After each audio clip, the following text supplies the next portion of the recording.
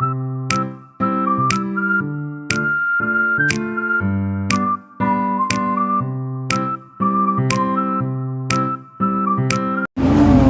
why not? Mayaw na ng gento.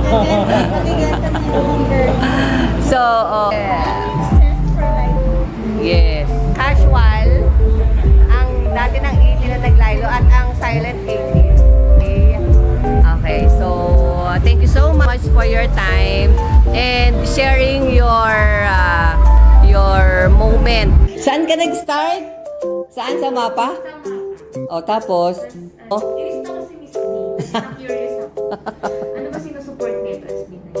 Yan, mga Kaps, galing kasi ako, di ba nakita nyo kanina sa live ko sa TikTok, galing ako sa MOA. Nagkaroon kami ng celebration, birthday celebration ng aming president na si Sir Billy. And then off na ako dito. Biglang umulan, biglang nag-rain. So, punta ko na akong office doon sa lounge ng Minami para makapagpatila ako. Then, nung pagpasok ko, sinulubong ako ni ano pangalan nito? Ano pangalan? Ni Miss Rose. Tanong ako sa'yo, sabi niya ganyan. Tapos, ano nga yun? And the rest is history. Biglang ang tanong niya para sa akin ay, Fan ka ba ng SB19? Or friend mo ka personal no? Yan. yeah. Ayun po. So, ganun na nga yung nangyari. Ang ending, nagtsikahan kami ngayon dito na siya pala baby 18 pa lang. Kasi ngayon pa lang niya, in-stock yung Facebook ko. Pati sa YouTube ko, in-stock na niya. Doon niya nakita yung SB19.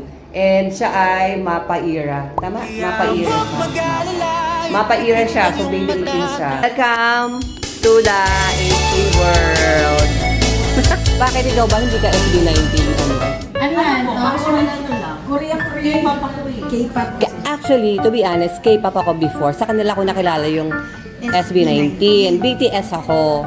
BTS ako, si Jimmy ng bias ko. Pero, dahil din sa kanila, doon ko nakilala SB19. Kasi kina-cover nila. So, try mo lang din silang panuorin. Baka... Ah! Oh, so Go Up Era ka. Doon mo sila na-meet sa Go Up. Actually, ay very good. Mag-subscribe ka na ha. And, so meron ka ng crush sa SB19. Ayan. Ay, oh my God. Sejun, yes. Diba? Casual pa yan ha. Hindi pa yan legit 18. So welcome to 18 world.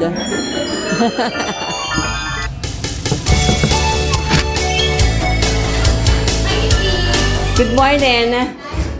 Okay, I'll be back na at the Rentcaster sales office while they are also watching me while I'm doing my while I'm doing my vlog. Again, and I'm doing my live. Oh, baby 18, Rose. Hi! 18 ka rin ba? Yes po, 18. Wow, mga 18 talaga. Mas palang 18, hindi lang si Miss Ian. Si Josh. Ay!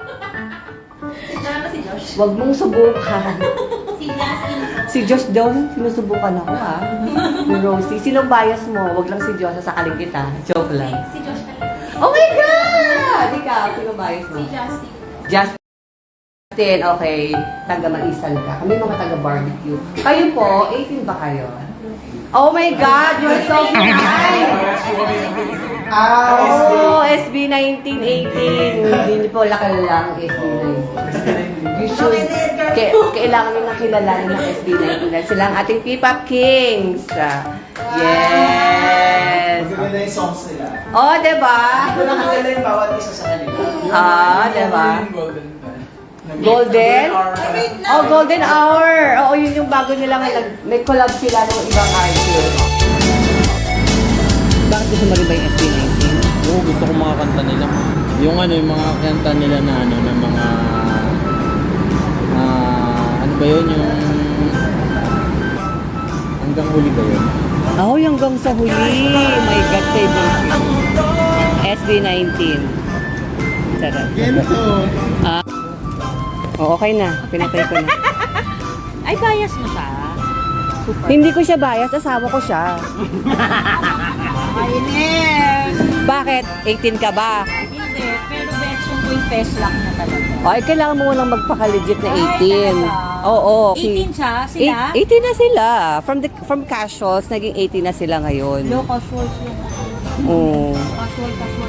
Siguro, make sure mo lang. Magiging 18 na. Oh well, hindi kita pipilitin kasi, you know, yung fan base namin, hindi kami namimilit. Hindi kami sumasali sa mga fan wars, you know.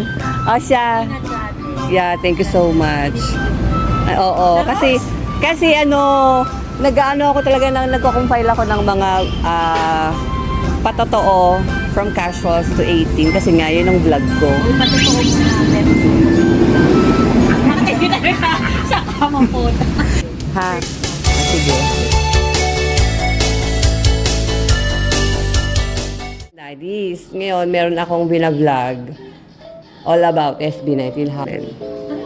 Oo. So ngayon, kasama na kayo sa iba vlog ko.